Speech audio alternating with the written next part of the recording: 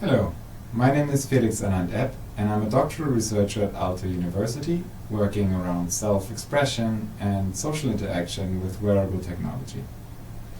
Today I'm presenting our work Collocated sharing of presentations of self in public settings with my co-workers Elena Hirsch-Gedoglos, Maria Caruda, Andres Lucero and David McGuckin. For more than 2 decades, HCI researchers have investigated collocated sharing through technology.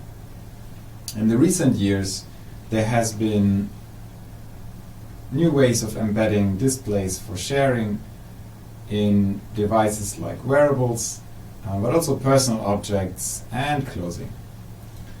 However, these works have always been often been studied in a more narrow context, for example, a lab environment or academic conferences. We know from social interactions that people present themselves differently to others depending on who they're with and which context they are in. So we try to use this work to look a little bit more into different scenarios, different social contexts, and how this affects collocated sharing. Our research questions, therefore, are: what are the motivations for or against collocated sharing of personal information in different public settings?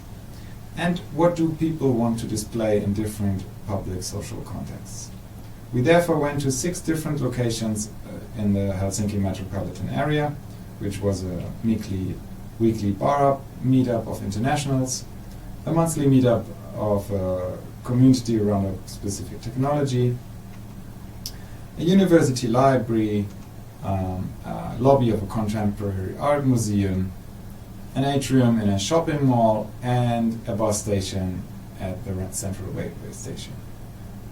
We choose these based on the sociability of the location, then the familiarity of people in this place, and then whether this gathering was a run and organized event.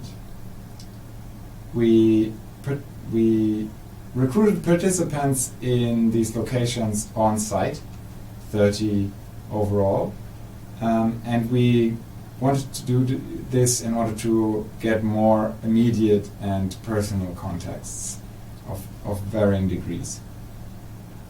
We then did semi-structured interviews with those participants, where we introduced in the beginning a little design task where they were able to draw on a paper sticker what they felt like sharing with others in that location.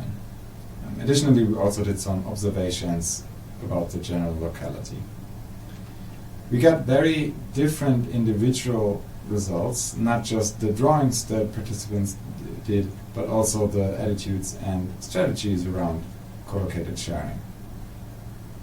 Talking about the place or the locality, there was a clear structure that made it easier for people to share something in an event, or where the audience or the people are more homogeneous. In all the locations and situations where people were not really clear about the environment and who they're with, people had even reservations with showing anything. This was also shown in, for example, the ambiguity people used in expressing something about themselves. So something that is not very clearly to decipher, or something that might be similar to the clothing style of that particular individual. However, what was predominant was that the context was always very individual. So people made their decisions very much based on their own interpretations of the current and immediate situation.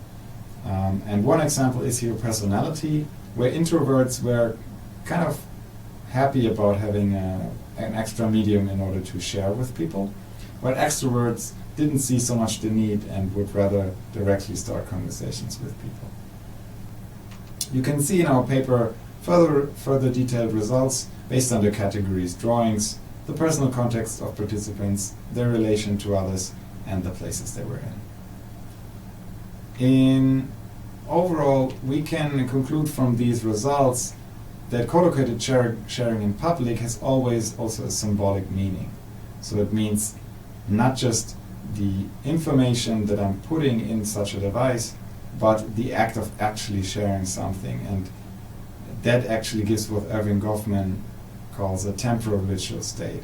So the act of sharing, using some kind of sharing technology, gives some information about which state you are in right now, what's your activity, and what's your status in your environment. We therefore conclude for design that research and designers could look a little bit more into self-expression and ambiguity, not just focus so much on particular information to share. And then we see an opportunity in designing for introverts for self-growth if they want to actually change something about their social interactions. Thank you.